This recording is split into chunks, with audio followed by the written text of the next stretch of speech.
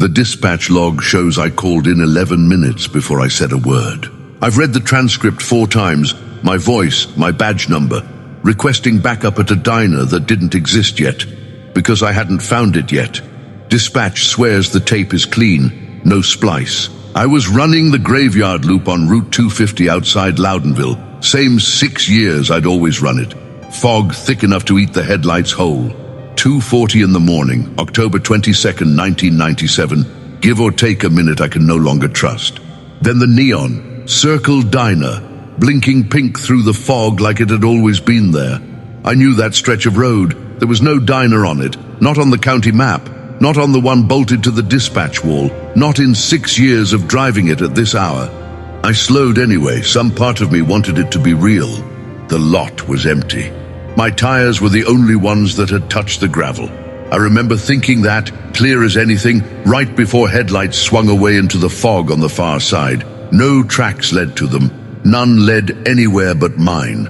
I sat with the engine running for a while, long enough that the windshield fogged from my own breath. I went in anyway. A bell over the door that didn't ring. Warm inside. Grill hot, coffee pot half full, steam still climbing off it into the light. Jukebox glowing in the corner, needle already dropped. Playing something low I didn't recognize, until my own name surfaced inside the lyric. Folded in like it belonged there. I don't remember the tune now, I remember every word. No cook, no waitress, no customers, just the smell of coffee that somebody had to have poured. I called it in then. 1091, I said, requesting backup, my voice thin under the fluorescent hum. Later, the tape would show I'd already said it, 11 minutes earlier. Before the diner had a name, I knew to give it. I didn't notice the payphone by the register until it rang. Once, then silence, waiting. I picked it up because 6 years of training does that to a man. You answer things, you don't ask why. My own voice, mid-sentence, calm, saying words I hadn't spoken yet. 4 seconds later, I spoke them myself into empty air.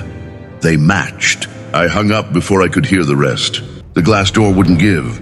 I'd walked through it not 5 minutes before. Now the handle turned fine, mechanism smooth, and the door itself sat there like a wall wearing a door's face. I pulled twice, braced a boot against the frame and pulled again. Nothing. The fog outside had climbed the glass on my side only. Inside, clear as a held breath. Outside, white and shifting, like something had exhaled against it and never stopped. I wiped it with my sleeve anyway. Habit. It came back wet within seconds. That's when I saw the cruiser. My headlights were on. I hadn't left them on. I remember cutting the engine, remember the click of it, the way the fan kept ticking after, but they were on now, pointed straight at the diner, and something was sitting in the driver's seat, wearing my hat. I stood at that window a long time, long enough for my breath to fog the glass again and clear again, twice, before I let myself understand what I was looking at. It wasn't looking at the diner, it was looking at the dashcam. Smiling at it, the way you smile when you know you're being recorded, and you want the recording to remember you fondly. I couldn't see a face. I didn't need to. I knew my own posture the way you know your own handwriting, and that was my posture, folded into a shape I'd never held. I backed away from the glass. The jukebox had stopped. I hadn't noticed it stop. The silence it left behind had a texture to it, a weight, like the diner itself was listening for what I'd do next. I went for my sidearm. My hand found the holster empty. I checked again. Empty. I'd worn it in. I was sure as I'd been about the tracks, about the map, about 6 years of this same stretch of road, and none of that certainty had held for longer than a minute since I'd pulled in. The coffee pot had stopped steaming. Somewhere behind the counter, low, almost gentle, a voice that wasn't the jukebox and wasn't the payphone said my name.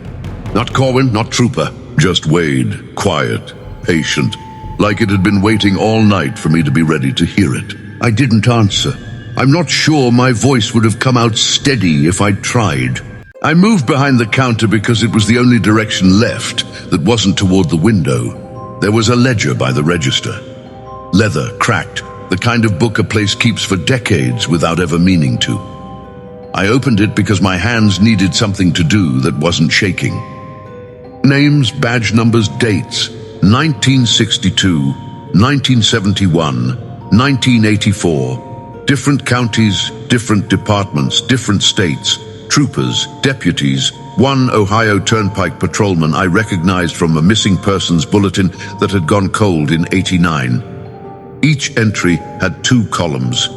In, out. Every OT column was filled. A date, a time, tidy as a shift log. Except the last line. My badge number, tonight's date, in. Filled in a hand I didn't recognize as my own, though the loop on the 7 was exactly how I make my 7s. Out sat empty. I don't know how long I stood there. Long enough that the fluorescence overhead started to hum at a pitch I felt in my teeth. Long enough to understand this wasn't happening to me. It had been happening on this stretch of fog to men like me for longer than I'd been alive to patrol it. The bell over the door rang. Not the door I'd tried. A different one. A service door behind the grill. Standing open onto more fog, more dark, more road that shouldn't have been there either. Somebody stepped through it wearing my uniform. He didn't rush. He never rushed in any part of this. He walked like a man who already knew how the night ended and had made his peace with narrating it to someone who hadn't caught up yet. His hands were mine, older somehow, weathered in a way 6 years on this road hadn't earned me. His boots left no wet prints on the tile, though mine had, and the diner's warmth didn't seem to touch him at all. He picked up the pen beside the ledger. I watched him write out next to my name in my handwriting in a time that hadn't happened. 02:56 a.m. I checked my watch. 02:31. He looked up at me then. Not unkind, not cruel, just tired in a way that felt older than the 26 years I'd actually lived. And he said the thing the tape would later catch on my own dash cam, in my own voice, 11 minutes before I said it. Tell them I found the rest of it. Then the lights went out. The dash cam kept running for 11 more minutes after the lights died. I know this because I've watched it. Static mostly. A shape moving once, low, near the bottom of the frame. Then nothing. Then my voice. Calm, steady. Saying the line before I'd said it. The one about finding the rest of it, while the screen showed only grey noise and the wipers ticking against a windshield nobody was touching.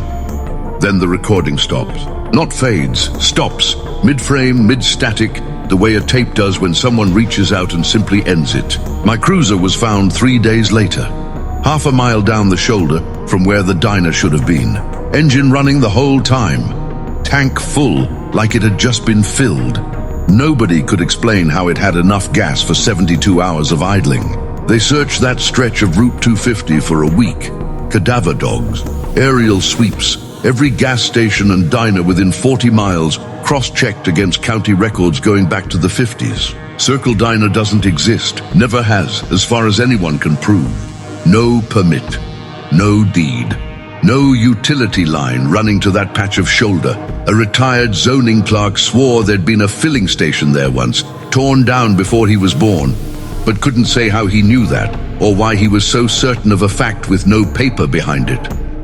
They never found me either, not officially. This account exists because somebody eventually found the reel-to-reel dispatch tape in a box marked for disposal, and somebody after that decided a confession, even an impossible one, deserved to be heard before it was erased. I don't remember leaving the diner. I don't remember anything after the lights. But there was a photograph in my glove box when they finally opened the cruiser. Developed, colors settled, corners already soft with handling, like it had been carried for years instead of hours. Me, standing at the counter under lights that were on, smiling at whoever was holding the camera. Dated, in the little white border along the bottom, in a hand I didn't recognize as my own. October 23rd, one day after I disappeared. Nobody in that department owned a camera that night. I keep asking myself who was standing behind it. Some nights, when the fog comes in low over that stretch of highway, dispatch still logs a check-in from a badge number that was decommissioned in 1997. Nobody answers when they call it back.